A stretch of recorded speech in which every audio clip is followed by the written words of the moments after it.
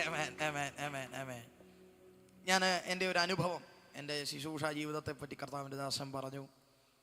9 വയസ്സിലാണ് ഞാൻ എൻ്റെ ശുശ്രൂഷയ്ക്കായിട്ട് ഇറങ്ങുന്നത്. സത്യം പറഞ്ഞാൽ ജനിച്ചു വളർത്തപ്പെട്ടത് ഒരു IPC കുടുംബത്തിനകത്താണ്. ഒരു IPCയിലെ ഒരു സീനിയർ ദൈവദാസൻ്റെ കൊച്ചുമകനായിട്ട് ജനിക്കാൻ കർത്താവ് ഭാഗ്യം തന്നു. ഞങ്ങളുടെ തലമുറയിലെ 4 തലമുറ നീണ്ട് ഇങ്ങനെ എടുത്ത് പരിശോധിച്ചാൽ 4 തലമുറയിലും ശുശ്രൂഷകരാണ്. ഹല്ലേലൂയ. എൻ്റെ ഗ്രേറ്റ് ഗ്രാൻഡ് ഫാദർ ശുശ്രൂഷകനായിരുന്നു, എൻ്റെ ഗ്രാൻഡ് ഫാദർ ശുശ്രൂഷകനായിരുന്നു, എൻ്റെ ഫാദർ ശുശ്രൂഷകനാണ്. ഇപ്പോൾ ഈ തലമുറയിൽ ആ ദൗത്യം കർത്താവ് എൻ്റെ കയ്യിലും തന്നിട്ടുണ്ട്. ഒരു ഹല്ലേലൂയ. നിങ്ങൾ വിചാരിക്കുന്നത് മൊണോപ്പൊളിയാണെന്നോ, ഇത് കൃപയാണ്. ഹല്ലേലൂയ. പാസ്റ്ററും പാസ്റ്ററാകുന്നു, അതല്ല സെറ്റപ്പ്. ഇത് കർത്താവിൻ്റെ ദൗത്യമാണ്. ആ ദൗത്യം ഏറ്റെടുത്തുകൊണ്ടാണ് കൃപയാൽ ആമേൻ സ്തോത്രം നിന്നത്. 9ാമത്തെ വയസ്സിൽ കർത്താവ് എന്നെ ശുശ്രൂഷയ്ക്ക് വേണ്ടി വിളിക്കുമെന്നൊരു പിടുത്തം എനിക്കില്ലായിരുന്നു. കാരണം തികച്ചും പപ്പായുടെ ലൈഫ് സ്റ്റൈൽ, ഞാൻ കൂടുതലും നിന്നത് ഗ്രാൻഡ് ഫാദറിൻ്റെ കൂടെയാണ്. ഞാൻ പപ്പയെന്നാണ് അഡ്രസ്സ് ചെയ്യുന്നത്. അദ്ദേഹം എന്നെ ചിട്ടയായിട്ടുള്ളൊരു ആത്മീക ജീവിതത്തിനകത്താണ് വളർത്തിക്കൊണ്ട് വന്നത്. സത്യം പറഞ്ഞാൽ അദ്ദേഹം കുറച്ചുകൂടെ എഡ്യൂക്കേറ്റഡ് ആയിരുന്നെങ്കിൽ മിലിറ്ററിയിൽ വല്ലതും ചേരുമായിരുന്നു. നല്ല പട്ടാളച്ചിട്ടയായിരുന്നു വെച്ചാൽ. എനിക്ക് തോന്നുന്നു, എനിക്ക് 6 വയസ്സുള്ള സമയത്തൊക്കെ ചർച്ചിൽ രാവിലെ 6 മണിയാകുമ്പോൾ എഴുന്നേക്കണം. ഒരു സ്വന്തം ഇപ്പം പറ്റുന്നില്ല. അപ്പം അപ്പത്തെ കാര്യം ഒന്ന് ആലോചിച്ചേ. ഇപ്പം പറ്റുന്നില്ല, അപ്പം അപ്പത്തെ കാലം ഒട്ടും പറ്റത്തില്ല.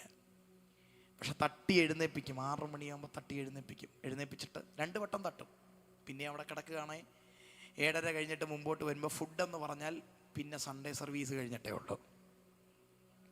അപ്പം എല്ലാം കഴിഞ്ഞൊരു 3 മണിയാകുമ്പോഴേ രാവിലത്തെ ബ്രേക്ക്ഫാസ്റ്റ് കഴിക്കാൻ പറ്റത്തുള്ളൂ. ഇത് 6ാമത്തെ വയസ്സിൽ.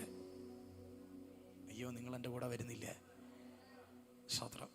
6ാമത്തെ വയസ്സിൽ അങ്ങനെയാണ് ആമേൻ സ്തോത്രം സഭയിൽ ഏറ്റവും കൂടുതൽ ഇങ്ങനെ പ്രസൻറ്റഡ് ആകാനും. പക്ഷേ എനിക്ക് ഭയങ്കര ഇഷ്ടമായിരുന്നു ആരാധനകൾക്ക് പോകാൻ.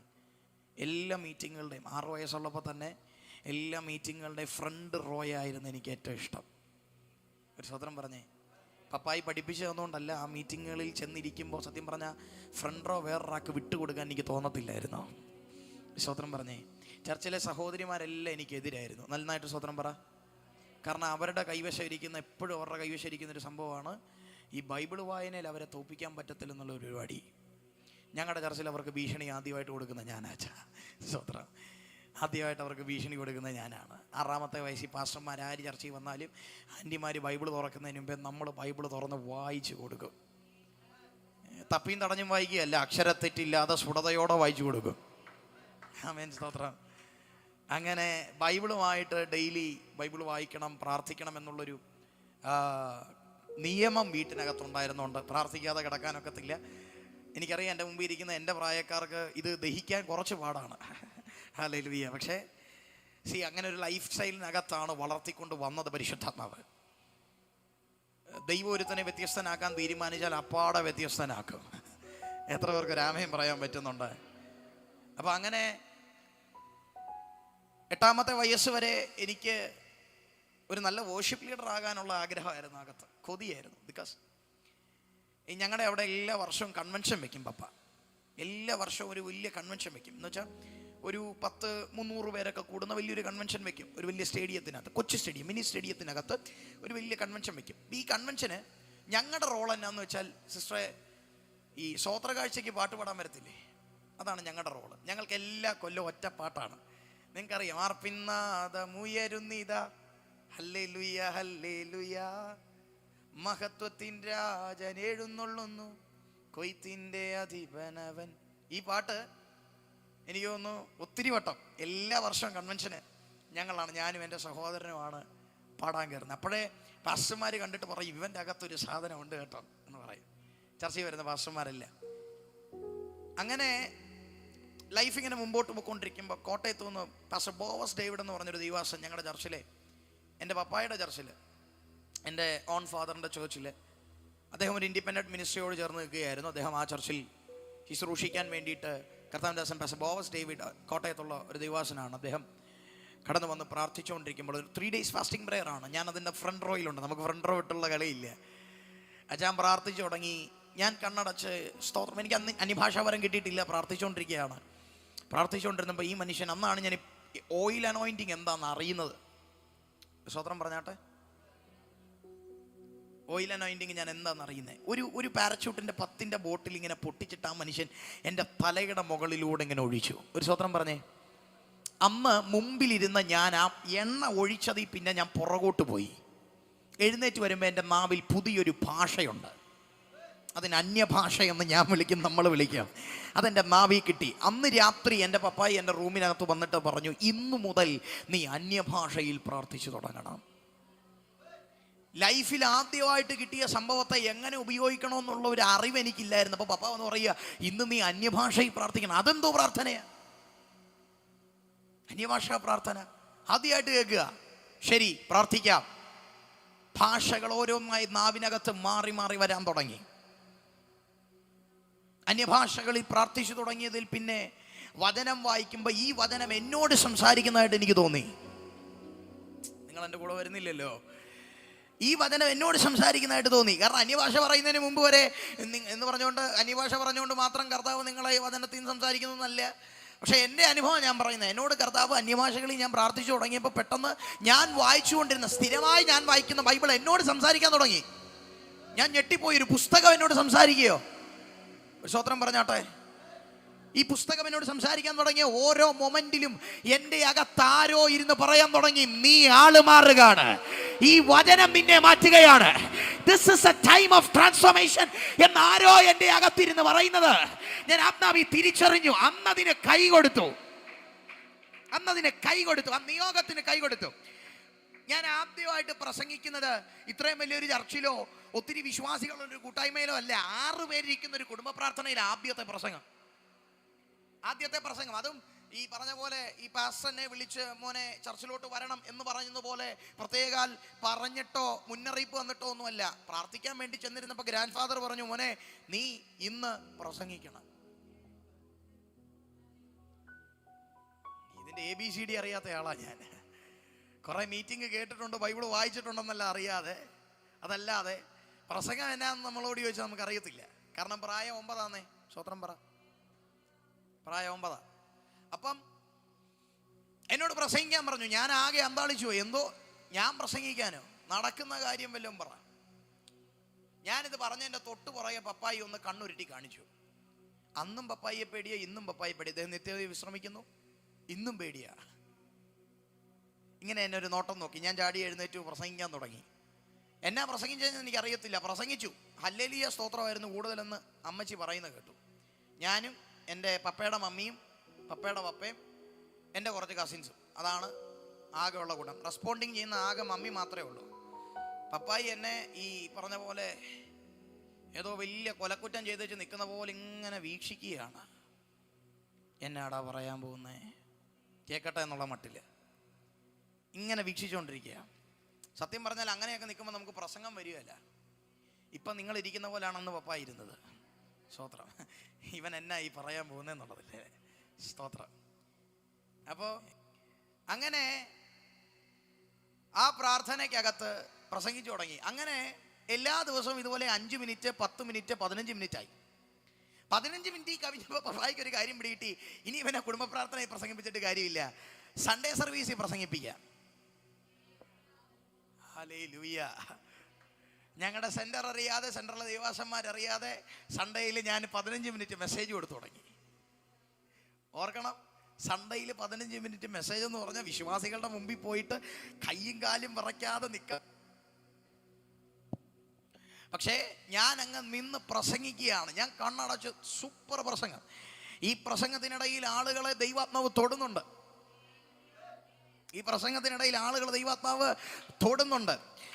കുറച്ചുകൂടെ അങ്ങ് കഴിഞ്ഞപ്പോഴത്തേക്കും എൻ്റെ പപ്പായുടെ ചർച്ചിൽ ഒരു ദിവസം നമ്മുടെ ഗ്ലാഡ്സൺ പാസ്റ്റർ, കോട്ടയത്ത് അറിയത്തില്ലേ, ഗ്ലാഡ്സൺ തോമസ് പാസ്റ്റർ, ഞങ്ങളൊരു 12 മണിക്കൂർ മീറ്റിംഗ് വെച്ചപ്പോൾ പാസ്റ്റർക്ക് വരാൻ പറ്റത്തില്ല. ബോഡി പെയിൻ, അദ്ദേഹത്തിന് ശാരീരികമായ ബുദ്ധിമുട്ടുകളുള്ളതിനാൽ അദ്ദേഹത്തിന് വരാൻ പറ്റിയില്ല.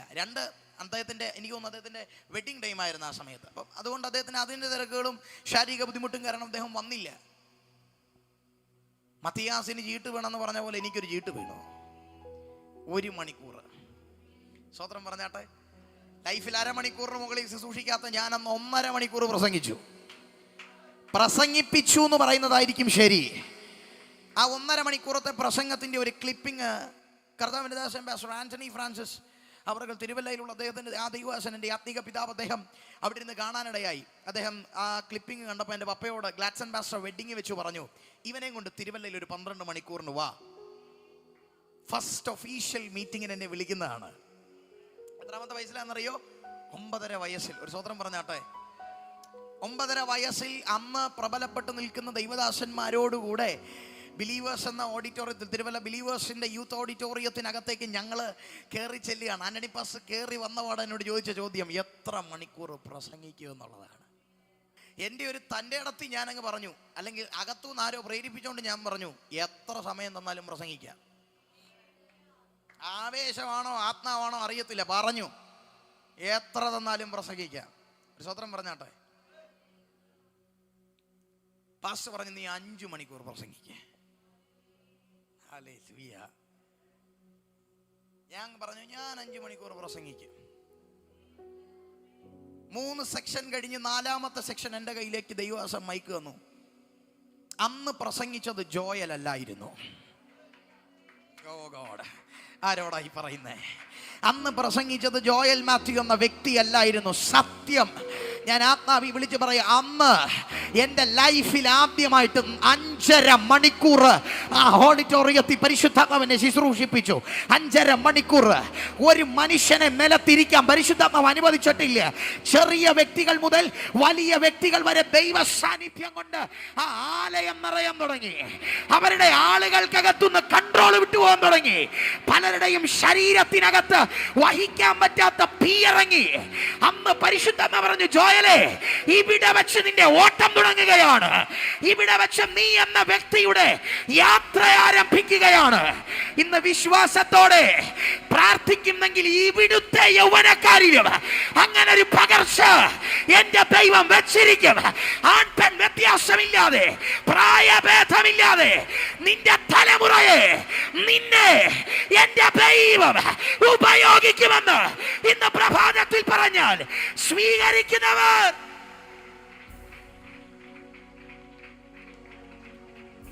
9.5 വയസ്സിൽ എന്റെ നാവിൽ തീ തന്ന ദൈവത്തിന് ഇന്ന് നിങ്ങളുടെ നാവിൽ അതേ തീയെ പകരാൻ മടിയില്ല.